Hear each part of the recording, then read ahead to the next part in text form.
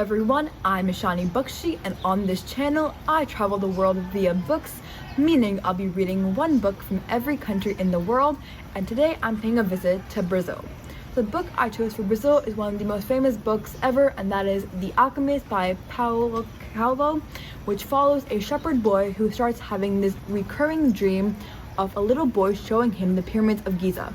To understand what these dreams mean, he goes to this gypsy who is also a dream teller, and the gypsy explains to him that the dreams mean that there is this treasure waiting for him in the pyramids of Giza. And after some few other events, the boy is convinced that he should travel to the pyramids to find his treasure, because that is his personal legend or personal goal in life. Throughout his travels, he meets a collection of characters, from a king who knows his entire past, to an alchemist, to an Englishman who is looking for his own personal legend, and lastly, a crystal shop owner. One of the great things about this book is that throughout the travels, the author describes each setting so beautifully that I feel very immersed in it.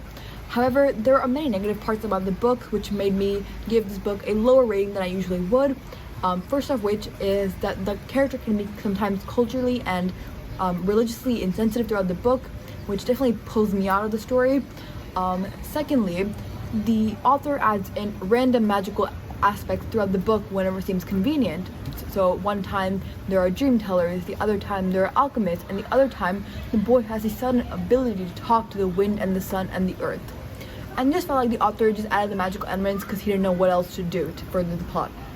And speaking of the plot, it was a very eventful book. However, none of the events seemed to make an impression on me, which is definitely a con of the book. Speaking of things that didn't make an impression on me, the characters in the book were very naive, specifically the main character.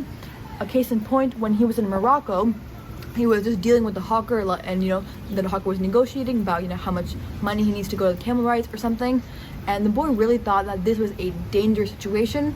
So when his new companion saved him from the situation, the boy completely trusted the companion and gave all his money, and then the companion ran away with the boy's money, leaving him stranded and broke in a new country. Now, I was supposed to feel sorry for the boy, but I really didn't, because what he did was extremely dumb and didn't make him a likable character in any means. The fourth point, which kind of drove me off the book, was that this book tried too hard to be a self-help book, meaning it kept pushing the idea of follow your legends, follow your dreams, even if it means abandoning your family and your sheep. And it continuously put the motif of omens, even when it was a bit of a stretch.